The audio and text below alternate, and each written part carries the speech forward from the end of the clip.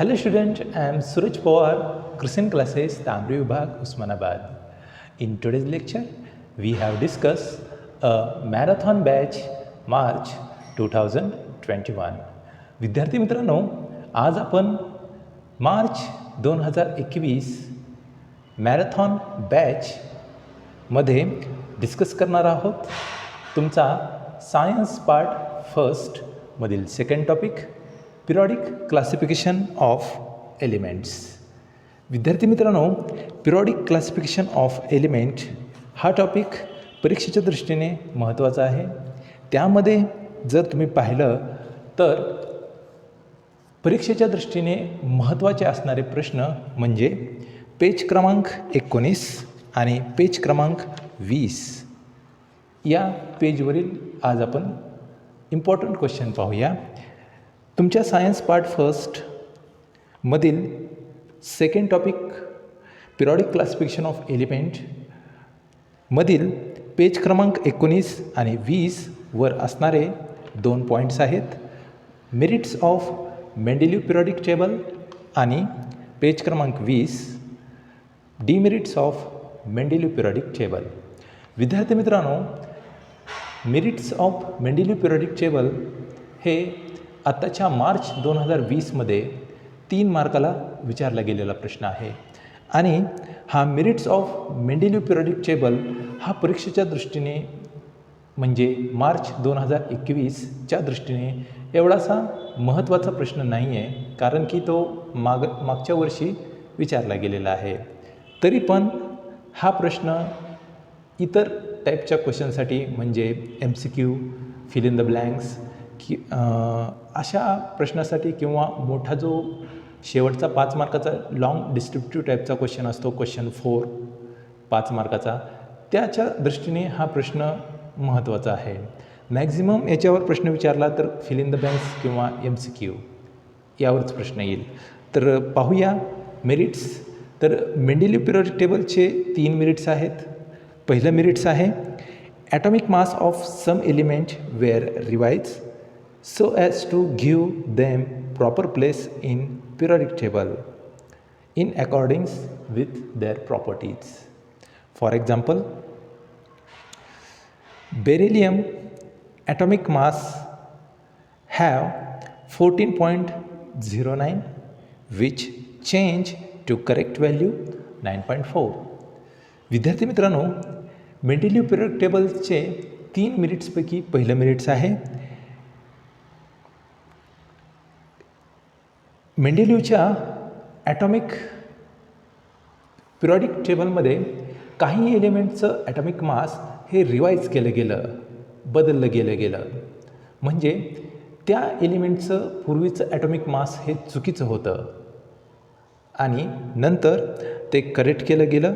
उदाहरणार्थ बेरिलियम याचं पूर्वीचं मास 14.09 होतं, ते करेक्ट करून 9.4 एवढं केलं गेलं. हे पहिलं मेरिट आहे मेंडेलिव्हच्या पिरियॉडिक टेबलचं, म्हणजे मूलद्रव्याची ॲटॉमिक मास ही करेक्ट केली गेली. त्याच्यामध्ये उदाहरणार्थ बेरिलियम 14.09 होतं पूर्वी, त्याचं करेक्ट केलं गेलं 9.4 एवढं लक्षात ठेवायचं.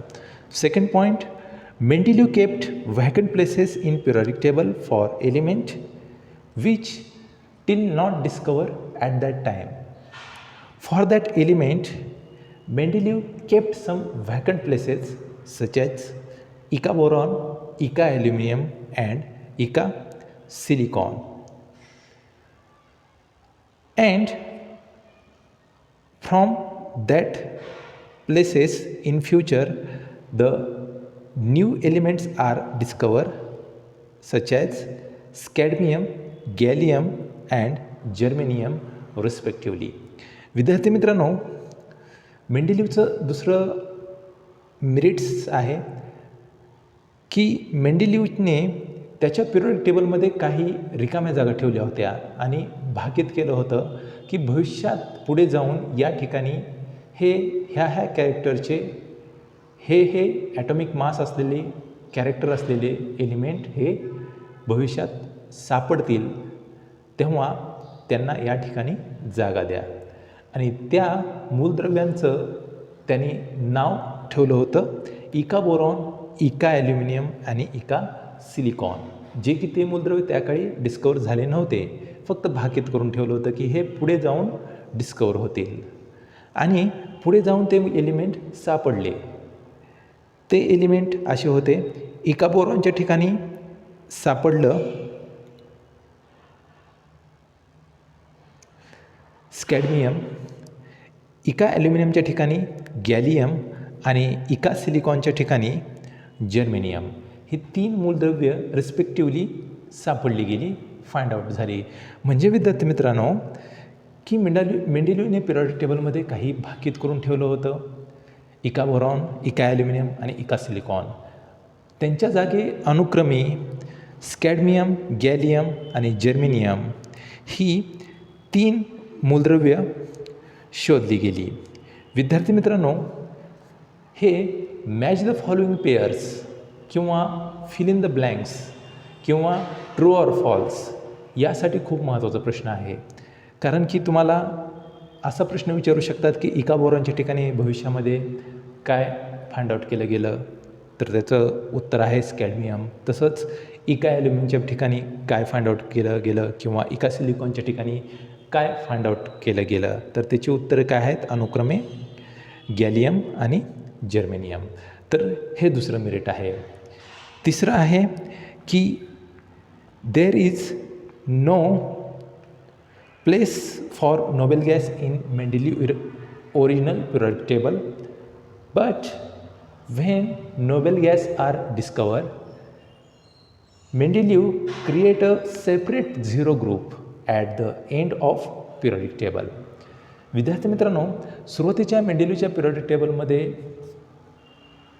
नोबेल गॅससाठी जागा नव्हती, पण हे नोबेल गॅस म्हणजे निष्क्रिय वायू मूलद्रव्य हे भविष्यामध्ये सापडल्या गेल्यानंतर त्यांच्यासाठी स्वतंत्र असं शेवटी एक झिरो ग्रुप तयार केला गेला आणि त्याच्यामध्ये हे इनर्ट गॅस एलिमेंट ठेवले गेले. तर हे तिसरं मेंडेलिव्हचं मेरिट आहे. विद्यार्थी मित्रांनो, हे मेंडेलिव्हचे 3 मेरिट्स अनुक्रमे पेज नंबर 19वर 1, 2 आणि 3 असे पॉईंट टाकून दिलेले आहेत. पण त्यातले फक्त ते कसे लक्षात ठेवायचे ते बघा. पहिलं मेरिट्स आहे की atomic mass of some element were revise. For example gallium atomic mass 14.09 correct to 9.4. दुसरं म्हणजे काही मूलद्रव्याचे ॲटॉमिक मास हे रिवाईज केले गेले. उदाहरणार्थ गॅलियम 14.09चं 9.4 हे करेक्ट केलं गेलं. तसंच दुसरं आहे मेंडेलिव्हने काही व्हॅकंट प्लेस ठेवल्या होत्या. उदाहरणार्थ इका बोरॉन, इका ॲल्युमिनियम आणि इका सिलिकॉन यांच्या ठिकाणी भविष्यामध्ये स्कॅडमियम, गॅलियम आणि जर्मेनियम ही 3 मूलद्रव्ये सापडली गेली. हे लक्षात ठेवा.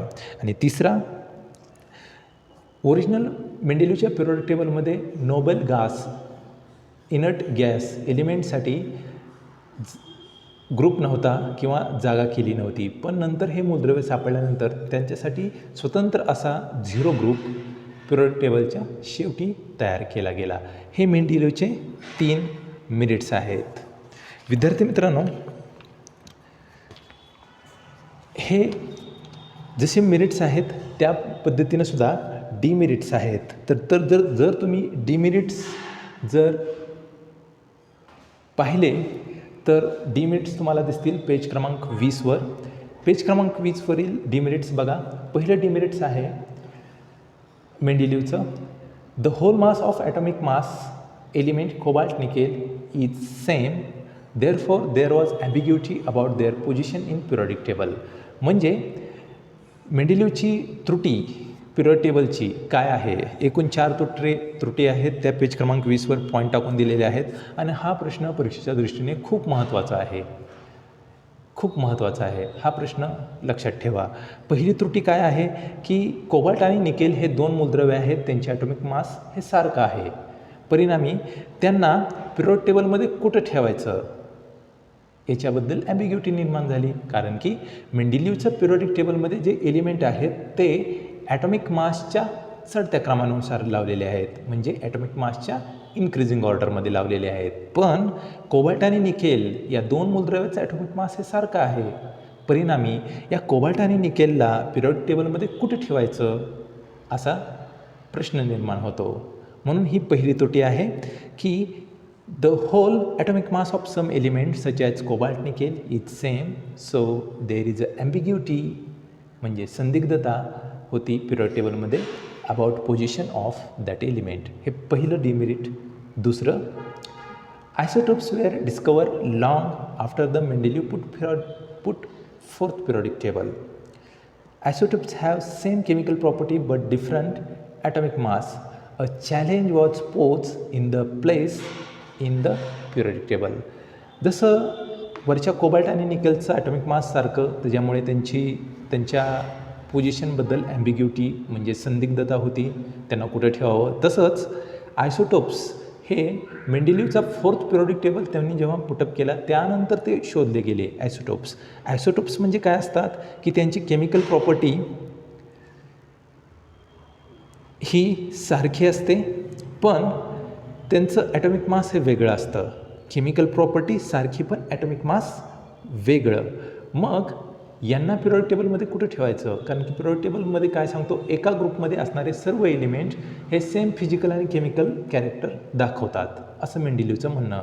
पण यांचं ॲटॉमिक मास तर वेगळा आहे, पण केमिकल प्रॉपर्टी सारख्या आहेत. मग यांना ठेवायचं कुठं? ही एक ॲम्बिग्युटी उभा राहते. तिसरं, when element are arrange in an increasing order of atomic mass, the rise in atomic mass does not appear be uniform. It is not possible therefore to predict to have many elements could be discovered between two heavy element. विद्यार्थी मित्रांनो, मेंडेलिव्हच्या periodic टेबलमध्ये जे element आहेत ते atomic मासच्या चढत्या क्रमानुसार आहेत आणि असे खूप एलिमेंट आहेत की जे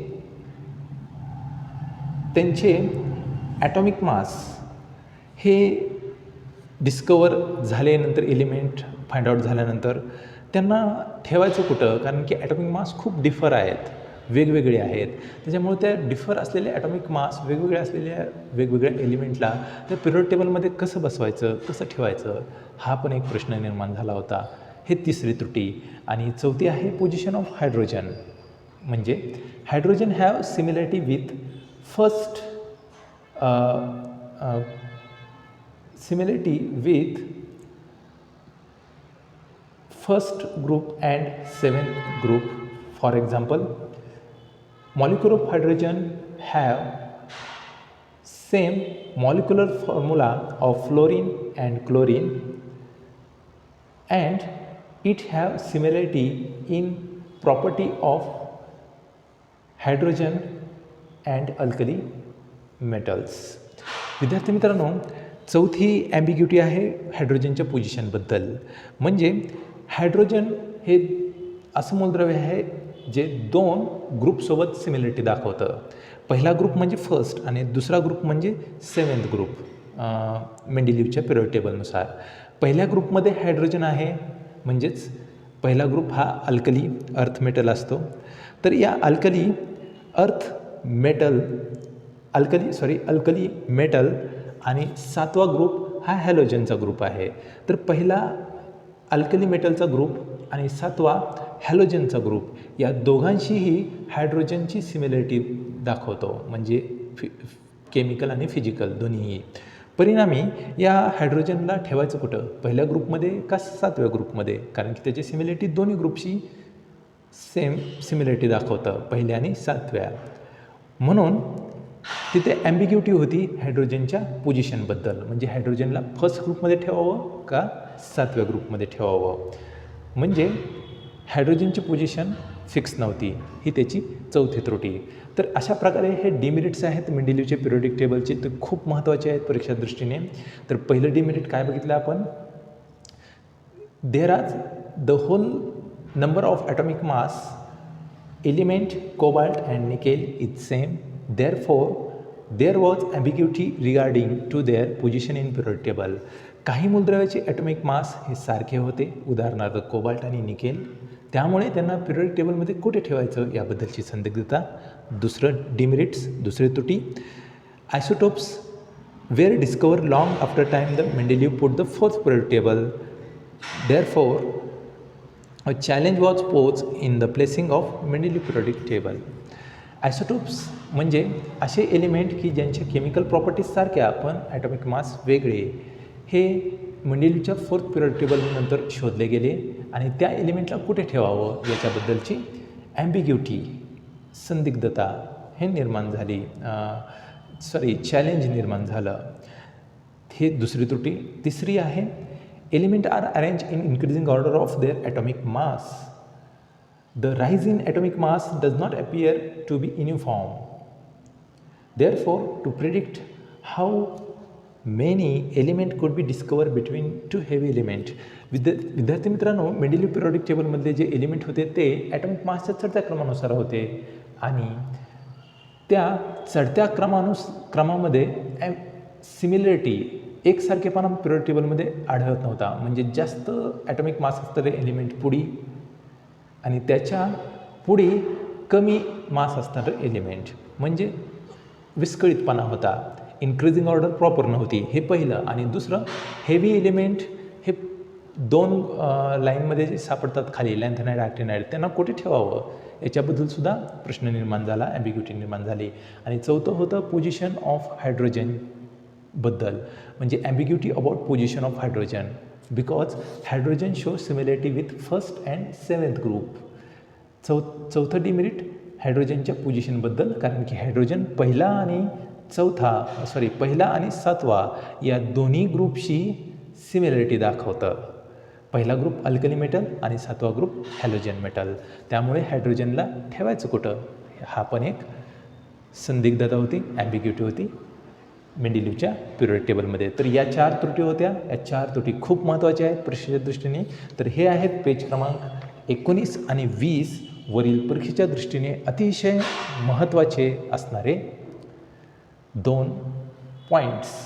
तर विद्यार्थी मित्रांनो, आपले ऑनलाईन क्लासेस तर चालूच आहेत, पण मार्च 2021 SSC स्टेट बोर्ड महाराष्ट्राच्या दृष्टीने मॅरेथॉन बॅच मार्च 2021 ही खूप महत्त्वाची बॅच आहे.